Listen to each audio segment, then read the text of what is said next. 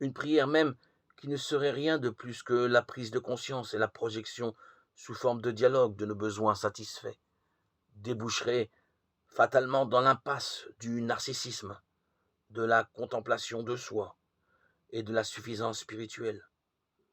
Une saine sécularisation nous oblige toujours à renoncer dans la prière à notre faux moi et affronter le Dieu vivant qui, lui, est feu consumant.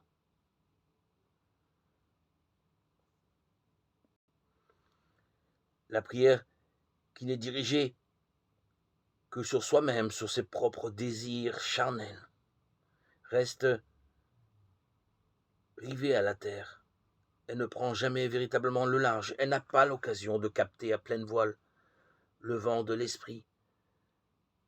Elle est toujours dirigée vers les besoins terrestres, les désirs terrestres, des demandes, des requêtes toujours dirigées pour faciliter.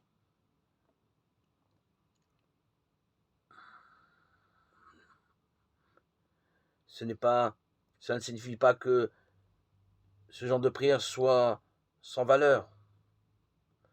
C'est le cas de nombreuses prières qui sont nécessaires pour que l'homme puisse mieux servir le Seigneur. Mais laissées à elles-mêmes et réduites seulement aux besoins terrestres, ne peuvent cependant pas nous conduire au but. Elles doivent d'abord se dépasser elles-mêmes pour être assumées. Dans la résurrection de Jésus, la Pâque de Jésus, dans la demande de notre résurrection intérieure, notre besoin de parler par l'esprit, de vivre, de marcher selon l'esprit. Et ça ne se fait pas tout seul, si ce n'est par la prière. Donc notre prière doit d'abord descendre jusqu'à son point zéro. C'est nécessaire. Sans s'écrouler sur nous-mêmes, sans être lourd dans nos demandes, nos désirs et nos besoins satisfaits. N'oublions pas que la prière est puissante. C'est un don de Dieu, un don gratuit. Nous ne devons pas l'alourdir, mais l'utiliser en premier temps, ça c'est sûr, pour avoir une satisfaction. La satisfaction, bien sûr,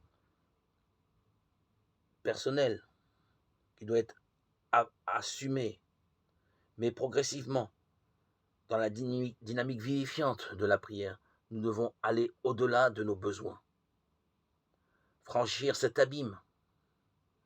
Par la grâce de l'Esprit Saint, nous pouvons demander d'autres requêtes beaucoup plus importantes qui peuvent nous faire évoluer, telle la demande de vertu, d'affermissement, de raffinement, des demandes d'amélioration dans des requêtes importantes qui peuvent nous faire évoluer, des demandes qui peuvent faire sauter tous les verrous.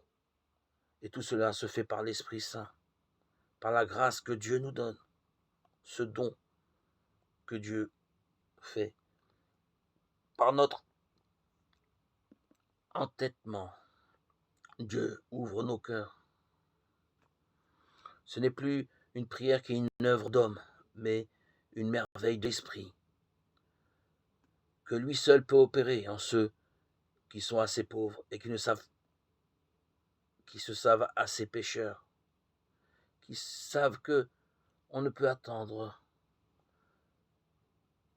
que la satisfaction de nos besoins spirituels ou matériels, que de Dieu uniquement.